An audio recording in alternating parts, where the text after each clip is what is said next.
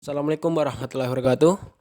Di sini kami dari kelompok 6 akan mempresentasikan dan menjelaskan tentang teori belajar humanistik. Pertama-tama kami akan memperkenalkan diri. Perkenalkan, nama saya Muhammad Reza, NIM 030.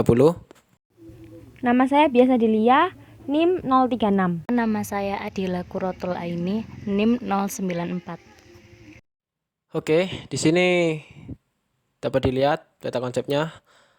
Terdapat definisi, prinsip, metode, bentuk, isu-isu terkini. Ya, sebenarnya ada dua lagi, yaitu faktor-faktor yang mempengaruhi dan aplikasi dalam pembelajaran. Oke, lanjut saja ke definisi. Di sini kami mengambil definisi dari Carl Ransom-Rogers. Ya, kita sesuaikan dengan RPS. Menurut Carl Ransom-Rogers tahun 1942, beliau berpendapat setiap organisme pada dasarnya tahu apa yang baik bagi dirinya. Sehingga di akhir tahun 1942, Rogers mencetuskan konsep client-centered atau person-centered, di mana konsep ini didasarkan pada kepercayaan humanistik bahwa semua orang memiliki kemampuan dan keinginan meningkatkan diri menjadi lebih baik. Pada dasarnya, teori belajar humanistik ini merupakan bagaimana cara kita memanusiakan manusia. Oke, selanjutnya ya ini ada bentuk atau kategori. Ya, di sini ada 4 bentuk, yaitu yang pertama confluent education cooperative learning, 2 open education, 3 independent learning, dan yang terakhir cooperative learning. Yang pertama, confluent education cooperative learning adalah pendidikan yang memadukan atau mempertemukan pengalaman-pengalaman afektif dengan belajar kognitif di dalam kelas. Hal ini merupakan cara yang bagus sekali untuk melibatkan para siswa secara pribadi di dalam bahan pelajaran. Sebagai contoh, misalnya, guru bahasa Indonesia memberikan tugas kepada para siswa untuk membaca sebuah novel. Katakanlah misalnya tentang keberanian, sebuah novel perang. Melalui tugas itu, siswa-siswa tidak hanya diharapkan memahami isi bacaan tersebut dengan baik, tetapi juga memperoleh kesadaran antar pribadi yang lebih baik. Dengan jalan membahas pengertian-pengertian mereka sendiri mengenai keberanian dan rasa takut. Yang kedua yaitu open education. Open education atau proses pendidikan terbuka adalah proses pendidikan yang memberikan kesempatan kepada murid untuk bergerak secara bebas di sekitar kelas dan memilih aktivitas belajar mereka sendiri. Menurut Walbert dan Thomas tahun 1972, open education itu memiliki 8 kriteria, yaitu pertama, kemudahan belajar tersedia. Yang kedua, penuh kasih sayang, hormat, terbuka dan hangat. Yang ketiga, mendiagnosa peristiwa-peristiwa belajar. Yang keempat, pengajaran. Yang kelima, penilaian. Yang keenam, mencari kesempatan untuk pertumbuhan profesional. Yang ketujuh, persepsi guru sendiri. Dan yang terakhir, asumsi tentang para siswa. Meskipun pendidikan terbuka memberikan kesempatan kepada para siswa untuk bergerak secara bebas di sekitar ruangan dan memilih aktivitas belajar mereka sendiri, namun bimbingan guru tetap diperlukan. Yang ketiga yakni independent learning atau pembelajaran mandiri adalah proses belajar yang menuntut murid menjadi subjek yang dapat merancang, mengatur, mengontrol kegiatan mereka sendiri secara bertanggung jawab. Proses ini tidak bergantung pada subjek maupun metode instruksional, melainkan kepada siapa yang belajar, yaitu murid, mencakup siapa yang memutuskan tentang apa yang akan dipelajari dan siapa yang harus mempelajari suatu hal. Dan yang terakhir yaitu cooperative learning atau belajar kooperatif. Merupakan fondasi yang baik untuk meningkatkan dorongan berprestasi siswa. Menurut Slavin dalam Sumanto 1998, cooperative learning mempunyai 3 karakteristik. Yang pertama, siswa bekerja dalam tim-tim belajar yang kecil, antara 4-6 anggota. Komposisi ini tetap selama minggu-minggu. Yang kedua, siswa didorong untuk saling membantu dalam pelajari bahan yang bersifat akademik atau dalam melakukan tugas kelompok. Dan yang ketiga, siswa diberi imbalan atau hadiah atas dasar prestasi kelompok. Ya, sekian dari pengertian bentuk atau kategori teori belajar humanistik, dan selanjutnya akan dijelaskan oleh rekan-rekan saya. Di sini, saya akan menjelaskan tentang prinsip, faktor, dan metode dalam teori belajar humanistik oleh Rogers.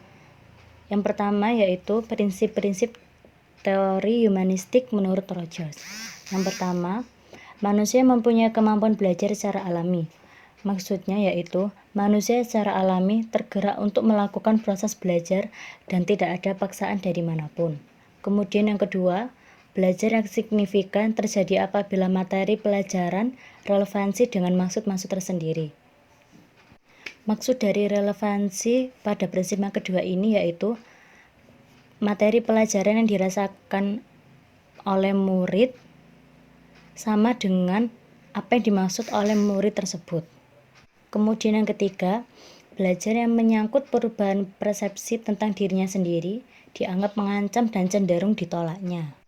Di sini, apabila ada materi yang berbeda dengan apa yang dimaksud oleh murid, maka kemungkinan besar materi tersebut akan ditolaknya. Kemudian yang keempat, tugas-tugas belajar yang mengancam diri lebih mudah dirasakan dan diasimilasikan apabila ancaman dari luar itu semakin kecil. Kemudian yang kelima, apabila ancaman terhadap diri siswa rendah, pengalaman dapat diperoleh dari berbagai cara yang berbeda dan terjadilah proses belajar. Kemudian yang keenam, belajar yang bermakna diperoleh siswa dengan melakukannya. Kemudian yang ketujuh, belajar diperlancar apabila siswa dilibatkan dalam proses belajar dan ikut bertanggung jawab atas proses belajar tersebut. Kemudian yang kedelapan, belajar atas inisiatif sendiri yang melibatkan pribadi siswa seutuhnya, baik perasaan maupun intelek, merupakan cara yang dapat memberikan hasil yang mendalam dan lestari. Kemudian yang kesembilan, kepercayaan terhadap diri sendiri, kemerdekaan, kreativitas lebih mudah dicapai apabila siswa dibiasakan untuk mawas diri dan mengkritik dirinya sendiri. Di sini siswa dibiasakan untuk mengkritik dirinya sendiri, mengkritik kelebihan ataupun kekurangan pada dirinya sendiri agar hal-hal yang disebutkan itu mudah dicapainya. Kemudian yang terakhir yaitu yang ke-10, belajar yang paling berguna secara sosial di dunia modern ini adalah belajar mengenai proses belajar. Suatu keterbukaan terus-menerus terhadap pengalaman dan penyatuan ke dalam diri sendiri mengenai proses perubahan tersebut. Selanjutnya, saya akan menjelaskan tentang faktor-faktor yang memengaruhi teori belajar humanistik. Faktor-faktor yang memengaruhi teori belajar humanistik ini terbagi menjadi dua, yaitu faktor internal, faktor yang berasal dari dalam diri peserta didik, dan faktor eksternal, faktor yang berasal dari luar diri peserta didik. Di dalam faktor internal terdapat 3 faktor, yaitu faktor jasmani, faktor psikologi, dan faktor kelelahan. Yang pertama yaitu faktor jasmani. Di dalam faktor jasmani ini terbagi lagi menjadi 2, yaitu faktor kesehatan. Faktor kesehatan sangat berpengaruh terhadap proses belajar, karena peserta didik dapat terganggu atau cepat lelah sehingga akan memengaruhi prestasi belajarnya. Yang kedua yaitu cacat tubuh. Jika peserta didik mengalami cacat tubuh, ia akan mengalami kesusahan karena kekurangan yang ada pada dirinya, sehingga dapat juga memengaruhi prestasi belajarnya. Kemudian faktor internal yang kedua yaitu psikologi. Faktor psikologi ini terbagi menjadi 7. Yang pertama yaitu inteligensi, yang kedua perhatian, yang ketiga bakat, yang keempat minat, yang kelima motivasi, yang keenam kematangan, dan yang terakhir yang ketujuh yaitu kesiapan. Kemudian faktor internal yang terakhir yaitu faktor kelelahan. Di dalam faktor kelelahan ini terbagi lagi menjadi 2. Yang pertama yaitu kelelahan jasmani. Kelelahan jasmani ini terlihat seperti lungainya anggota tubuh, lemah, dan timbul keinginan untuk membaringkan tubuh. Kemudian faktor kelelahan yang kedua yaitu kelelahan rohani. Kelelahan rohani ini terjadi karena mengerjakan sesuatu dengan terpaksa dan memikirkan masalah. Kemudian yaitu faktor eksternal. Faktor eksternal ini terbagi menjadi 3 juga. Yang pertama yaitu faktor keluarga. Faktor keluarga ini seperti keadaan, cara orang tua mendidik, dan relasi antara anggota keluarganya. Kemudian faktor eksternal yang kedua yaitu faktor sekolah, seperti guru dengan cara mengajarnya, model pembelajarannya, dan alat-alat yang digunakan dalam pembelajaran. Kemudian faktor eksternal yang terakhir yaitu faktor lingkungan masyarakat. Faktor lingkungan masyarakat ini seperti dalam kegiatan bergaul dengan teman-temannya ataupun dengan tetangganya. Dan yang terakhir, saya akan menjelaskan tentang metode-metode dalam pembelajaran. Di sini terdapat 4 metode dalam pembelajaran. Yang pertama, menjadi manusia berarti memiliki kekuatan yang wajar untuk belajar. Maksudnya, siswa tidak harus belajar tentang hal-hal yang tidak ada artinya. Yang kedua, siswa akan mempelajari hal-hal yang bermakna baginya. Yang ketiga, pengorganisasian bahan pengajaran. Pengorganisasian bahan pengajaran ini berarti mengorganisasikan bahan atau ide baru sebagai bagian yang bermakna bagi siswa. Dan yang terakhir, yang keempat yaitu belajar bermakna pada masyarakat modern. Belajar bermakna pada masyarakat modern ini berarti belajar tentang suatu proses. Ya, selanjutnya saya akan menjelaskan tentang aplikasi dalam pembelajaran.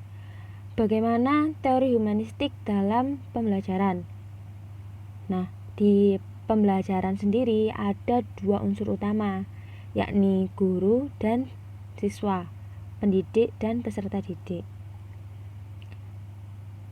Yang pertama, guru. Dalam teori humanistik, guru memiliki beberapa peran. Yang pertama sebagai fasilitator, yang kedua sebagai motivator, dan yang ketiga untuk memberi kesadaran mengenai makna belajar dalam hidup siswa, di mana guru itu menuntun siswa dan pembelajaran yang dia berikan menuju ke kehidupan siswa itu tadi. Mudahnya, pembelajaran yang dia berikan itu terkait dengan kehidupan sehari-hari siswa tersebut. Nah, yang kedua yakni siswa. Di teori humanistik, siswa ini berperan sebagai pelaku utama, di mana dia memiliki proses pengalaman belajarnya sendiri. Yang kedua, dia memahami konsep potensi dirinya. Yang ketiga, dia dapat mengembangkan potensi dirinya secara positif dan meminimalkan potensi dirinya yang negatif. Saya contohkan di salah satu bab matematika tentang pembelajaran luas bangun datar. Yang pertama, guru harus memberikan fasilitas seperti memberikan kemudahan pada siswa untuk mengingat ataupun memahami rumus-rumus bangun datar. Ini dapat dengan cara diberi singkatan-singkatan yang dimengerti oleh siswa atau membuat lagu-lagu agar siswa itu paham. Yang kedua, motivasi, di mana guru tersebut harus memberikan motivasi agar siswa tersebut mau dan ingin belajar tentang bangun datar. Seperti diberi kelebihannya, nanti kalau belajar bangun datar bisa ini. Yang ketiga yakni makna belajar dalam hidup siswa, di mana luas bangun datar ini nanti dapat dipakai dalam kehidupan sehari-hari. Contohnya untuk mengukur luas buku tulis, ataupun jika siswanya ingin mengetahui luas lapangan di sekolahnya. Jadi secara garis besar, guru itu memberi ilmu dengan inovatif dan siswa menerima ilmu tersebut dengan produktif atau inovatif juga, di mana guru memberikan fasilitas, memberikan motivasi, memberikan pengarahan ilmunya. Nah, si siswa itu juga memahami sendiri, memahami lebih detail, mengembangkan ilmu yang diterimanya itu lebih positif. Nah, seperti itu. Itu aplikasi dalam pembelajaran. selanjutnya saya akan menjelaskan tentang isu-isu terkini yang berhubungan dengan teori humanistik. Nah, isu-isu terkini ini kami peroleh dari jurnal yang telah kami baca, baik nasional maupun internasional. Dari sini dapat saya simpulkan bahwa teori humanistik tidak hanya untuk pembelajaran, tapi untuk kegiatan sehari-hari. Isu-isu terkini tentang teori humanistik yang pertama, yakni ada aksi rasisme antara warga Amerika kepada warga Afrika yang tinggal di Amerika, di mana terjadi perbedaan warna kulit. Oleh karena itu, warga Afrika merasa kurang percaya diri untuk tinggal dan menjalani kehidupannya di Amerika. Oleh karena itu, dibentuklah organisasi bernama AFAM. Organisasi ini itu bertujuan untuk meningkatkan kepercayaan diri warga Afrika yang tinggal di Amerika. Nah, organisasi AFAM sendiri itu dibentuk oleh warga Afrika yang tinggal di Amerika. Nah, ini kan sesuai dengan konsep Rogers bahwa setiap individu itu memiliki kemampuan untuk menjadi lebih baik. Ini juga sama dengan konsep yang sebelumnya, di mana siswa itu dapat memiliki kemampuan menjadi lebih baik. Nah, seperti ini kan warga Afrika diberi kemampuan untuk menjadi lebih baik lewat organisasi AFAM itu sendiri. Nah, yang kedua, isu terkini yang kedua yakni teori humanistik dalam pembelajaran sangat melibatkan siswa untuk ikut andil dalam pembelajaran. Contohnya dalam pembelajaran matematika, di mana sifat matematika yang abstrak cenderung membuat guru mengajar dengan kaku. Maksudnya dengan kaku ini, guru mengajarnya sesuai dengan buku, menuliskan di papan tulis, memberikan latihan, tidak menerangkan bagaimana konsep matematika tersebut terbentuk, kenapa konsep matematika itu terbentuk. Nah, oleh karena itu, mengajar dengan kaku ini dapat membuat siswa bingung, sehingga sistem pembelajaran seperti ini harus diperbarui, yakni dengan mendekatkan siswa dari konsep matematika yang abstrak menuju penerapannya dalam kehidupan sehari-hari. Ya, contohnya seperti tadi yang saya bilang, dapat mengukur luas bangun datar, seperti luas buku tulisnya, luas meja, dan lain-lain. Sekian presentasi yang dapat kelompok kami sampaikan. Mohon maaf apabila ada salah kata. Terima kasih atas perhatiannya. Wassalamualaikum warahmatullahi wabarakatuh.